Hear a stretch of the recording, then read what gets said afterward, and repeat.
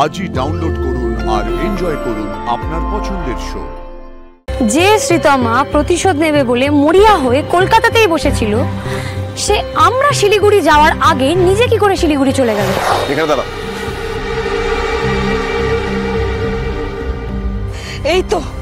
এই তো আমাদের সেকশনেই আছে ওরা। এই তোরা তো ছিলি ওই দিন ওই রাতে। ছিলাম তো, সবটা দেখেছি। এবার চুপচাপ সবটা শুনবে, যদি ওটা কোনো ভুল বলে তখন ধরিয়ে দেবে। আচ্ছা স্যার। আদিবাবু আপনি কন্টিনিউ করুন। হ্যাঁ, আমরা যখন এখানে এসে পৌঁছই, মানে অপূর্ব, দ্রোণ আর কাব্য, আরুষ, আমরা সবাই যখন আসি তখন অলরেডি ওরা বাড়াবাড়িটা শুরু করে দিয়েছিল। Relax relax Supratim, relax relax. না, আমি কাউকে রিল্যাক্স থাকতে দেব না, and I will make sure that তোমাদের প্রত্যেকের মেডিকেল লাইসেন্স ক্যান্সেল হবে। সুপ্রতিম, বোঝার চেষ্টা করো, আমরা তোমার ক্ষতি করতে আসিনি, আমরা এই যে এসেছি না তোমাকে হেল্প করতে এসেছি, ভুল বুঝো না আমাদের প্লিজ। আর এখান থেকেই কথা শুরু হয়। ওকে কিন্তু কেউ রেলিংয়ে উঠতে বলেনি, সবার উপর রাগ করে, আমাদের উপর রাগ করে নিজের রেলিংয়ে উঠে গেল। ওকে আমরা সবাই বারণ করলাম কিন্তু শুনলো না, ও রেলিংয়ে উঠে জাস্ট দাঁড়িয়ে গেল। আরে কোথায় যাচ্ছ তুমি? ওদিকে যাবে না, রেলিং এর দিকে যাবে না সুপ্রতিম। আদিদা, হয় তুমি এই সিনিয়রদের বিরুদ্ধে আমার বাবার কাছে ফোন করে কমপ্লেন করবে, আর না হলে আমি। আমাদের চোখের সামনে রেলিং এর উপর উঠে দাঁড়িয়ে পড়লো, বারণ করেছিলাম শুনলো না। একদম ঠিক, স্যার তো আটকাতেই চেয়েছিল। এই দাদারাও থামিয়েছিল। হ্যাঁ একদমই তাই, মানে আমরা কিছু বুঝে উঠবার আগে ওই রেলিং এর ওপর উঠে দাঁড়ায় আর তারপর চেঁচাতে থাকে। আদি স্যার ওকে বারংবার বারণ করলো, নেমে আসতে বললো, কিন্তু তো পাত্তাই দিল না। আরে ওর মাথায় তখন রোগ চেপে গেছিল, ও টিটোদের সবাইকে রাস্টিকেট করেই ছাড়বে। একদম ঠিক, ওর বাবাকে ফোন করে আমাদের সবাইকে কলেজ থেকে বার না করা পর্যন্ত ও শান্তই হচ্ছিল না, এমনভাবে জেদ ধরে বসেছিল। হ্যাঁ, ও এইরকমই জেদি ছিল। ওর জেদ ছিল ও এন্ট্রান্সে টপ করবে, আরও সেরকম ভাবেই পড়াশোনা করেছে। ওর জেদি ওকে এত দূর অবধি নিয়ে এসেছে। একটা কাজ শুরু করলে যতক্ষণ না শেষ করতো ও ছাড়তো না। তাহলে ওদের কথাগুলো মিলে যাচ্ছে তো শ্রীতমা? তারপর কি হলো? ইনসিডেন্টটা কি করে ঘটলো? ও প্রুফ করতে চেয়েছিল, নিজে প্রুফ করতে চেয়েছিল যে ওর সিনিয়ররা ওর সঙ্গে ভালো করেনি, তার জন্য জেদ করে দাঁড়িয়ে রইল। আমি এখান থেকে নেমে এলে প্রুফ করবো কি করেছে তোমরা আমাদের সাথে ঠিক কি করছিলে? নিজের নাক কেটে পরের যাত্রা ভঙ্গ। আর দিদা, তুমি এদের সাথে আছো তাই না? বলো, তুমি এক্ষুনি আমার বাবাকে কল করো। না কল না, ভিডিও কল করো। দিদা ভিডিও কল করো। কিন্তু তার আগে তুমি আমার কথা শোনো, তুমি প্লিজ নিচে নেমে এসো, আমার কথা শোনো। কল করো রাইট নাও। আরে ও কাশছে, তোরা কেউ জল দে ওকে। জল? আপনি ওকে জল খেতে দিয়েছিলেন? হ্যাঁ, বোতলটা আমি ওকে জল খেতে দিয়েছিলাম, কিন্তু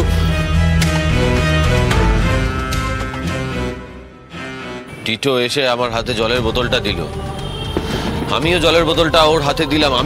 আমি ততক্ষণ পর্যন্ত জানতাম যে ওটা জলেরই বোতল, তা না হলে আমি ওটা সুপ্রতিমের হাতে কখনো দিতাম না। ওকে কেন টেনে নামালেন না আপনি? কে বলেছে আমি চেষ্টা করিনি? কে বলেছে? পুরোনো বিল্ডিং, এখানে ইট খসে পড়ার একটা চল রয়েছে, তাকিয়ে দেখো। এখানে একটা ইট মিসিং, তাকিয়ে দেখো, ভালো করে দেখো। আমরা যদি সবটা মিথ্যে বলতাম তাহলে এভাবে মিলে যেত না সবকিছু। ওই বোতলটাও জলের বোতল ভেবেই নিয়েছিল। কিরকম ভাবে কাশছিল দেখেছো? তারপর আর ব্যালেন্স রাখতে পারেনি। আজ আমরা সত্যিটাই বলবো। শোন শ্রীতমা, কালপিট যদি কেউ হয় টিটোদা আর বাকি সিনিয়ররা। আদি স্যার, বিক্রম স্যাররা নির্দোষ, ওরা তো আটকাতেই চেয়েছিল। ওনারা নির্দোষ, তাই বেঁচে গেছে। আমি যা করেছি তার বিন্দু মাত্র রিগ্রেট নেই, আমার কোনো অনুশোচনা নেই। এর পরিণতি নিয়েও আমি ভাবছি না।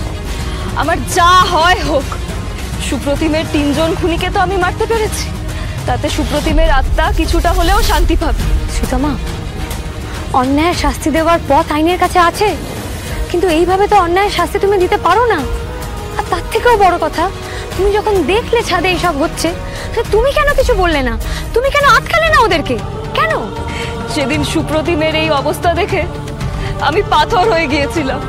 পাথরের মতো হাতে ক্যামেরা নিয়ে দাঁড়িয়েছিলাম।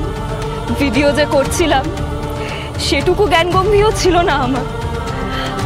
আমি সেদিন চিৎকার করতে পারিনি, লোক জড়ো করতে পারিনি, আমার সুপ্রদীপকে বাঁচাতে পারিনি। আমি একবার মনে হলো আমার সুপ্রদীপ মরে গেছে, আমিই বা বেঁচে কি করব? আমিও মরে যাই। তাহলে তো সুপ্রতিম আরো বেশি কষ্ট পেতেছে। তোমা চুপ করে থাকার জন্য আমার নিজেকে অপরাধী মনে হয়েছিল। একবার চেষ্টাও করেছিলাম নিজেকে শেষ করে দেওয়ার, কিন্তু তখন মনে হলো সুপ্রতিমের মৃত্যুর প্রতিশোধ না নিয়ে আমি পালিয়ে যাব। আগে মারবো, তারপর মরবো। তুমি কি করে করলে সবটা? প্ল্যান করলাম। আমি সুপ্রতিমের মতো দেখতে প্রস্থেটিক মাস্ক তৈরি করালাম, আর তারপর থেকেই আমার সুপ্রতিম সাজা শুরু।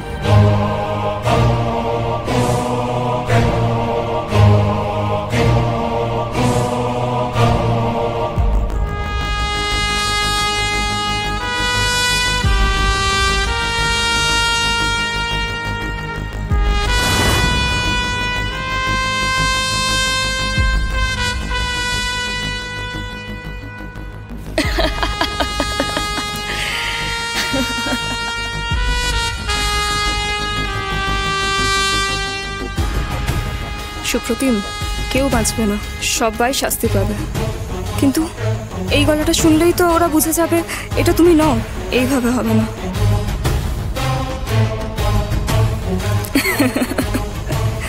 দারুণ, এরা তো যে কোনো গলা নকল করে ফেলছে। এইবার আমি যেটা সুপ্রতিমের গলায় বলাতে চাই সেটা পাঠিয়ে দিই। প্লে। আমার হাতটা ধরো, ধরো আমার হাতটা, বাঁচাও আমায়, আমি নিচে পড়ে যাচ্ছি। এইবার দেখো ওদের কি অবস্থা করি আমি। আজকের টার্গেট তাহলে বিক্রম। আর তারপরেই তুমি সুপ্রতিম সেজে পার্কিং এরিয়াতে এলে।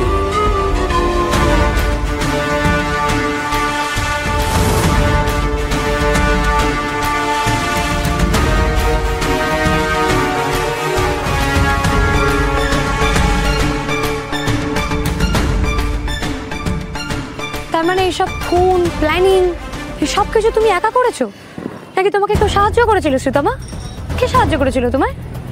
ডক্টর সুদর্শন? কেউ ছিল না। আমার প্রতিশোধ আমি নিয়েছি, কেউ নেই আমার সঙ্গে। না না, অন্য কেউ ছিল।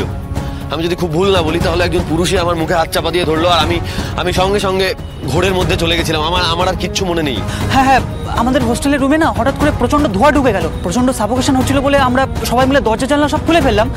ঠিক সেই মুহূর্তে কেউ একজন এসে আমার মুখটা চেপে ধরলো, তারপরে এই রেলিং এনে দাঁড় করালো।